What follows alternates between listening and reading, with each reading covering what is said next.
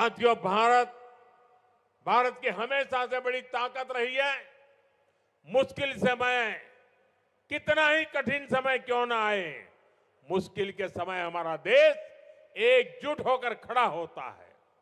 बीते कुछ समय से आप देख रहे हैं, दुनिया के कई देश युद्ध, अशांति और अस्थिरता से घिरे हैं। वेस्ट एशिया में जो हालत बने हुई है, उनका असर पूरी दुनिया पर है। ऊर्जा जरूरतों की, डीजल, पेट्रोल और गैस की दिक्कत पूरी दुनिया में बढ़ गई है। ऐसे संकट में भी भारत ने हालातों को नियंत्रण में बनाए रखा है। इसके पीछे देश की सफल विदेश नीति और देशवासियों की एकजुटता की सफलता की ताकत है। लेकिन भाइयों बहनों, दुर्भाग्य देखिए, हमारे देश में कुछ राजनीतिक दल वैश्विक संकट के दौर में भी राजनीतिक रोटियां सेकने के बाज नहीं आ रहे। इसी सियासी षड्यंत्र में सबसे आगे कोई है तो कांग्रेस पार्टी है। आज जब देश को एकता और एकजुटता की जरूरत है, कांग्रेस के नेता देश को बांटने में लगे हैं। आज जब देश को भरोसे की जरूरत है, कांग्रेस भय और अफवाह फैलाने में लगी है। आज जब देश को संयम की जरूरत है, कांग्रेस लोगों को उकसाने में जुटी है। राजनीतिक गिद्धों की तरह कांग्रेस इंतजार में है कि कब देश परेशानी बढ़े और उसके बहाने उनको सियासी फायदा मिले।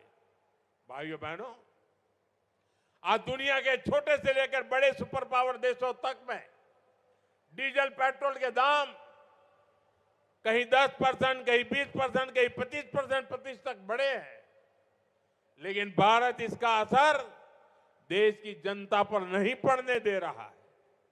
कांग्रेस को सहन नहीं हो रहा, इसलिए वो लगातार अफवाहें फैला रही है ताकि देश में डर का माहौल बने और लोग पेट्रोल पंपों और गैस एजेंसियों पर लाइन लगाकर खड़े हो, अव्यवस्था फैल जाए।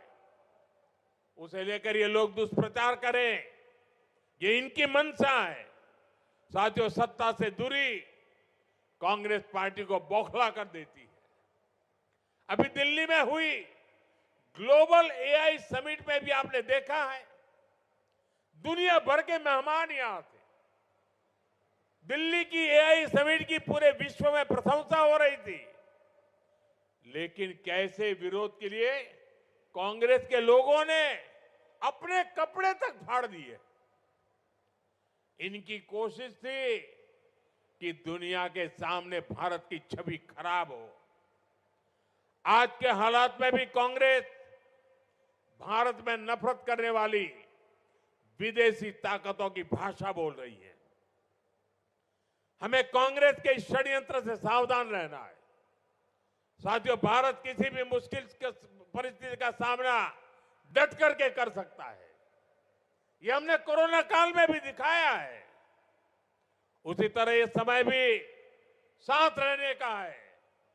हमें इस बात पर गर्व होना चाहिए, आज जब पूरी दुनिया केवल अपने बचाव में लगी है, भारत न केवल स्थिरता बनाए हुए है, बल्कि विकास के रास्ते पर भी हर दिन आगे बढ़ रहा है।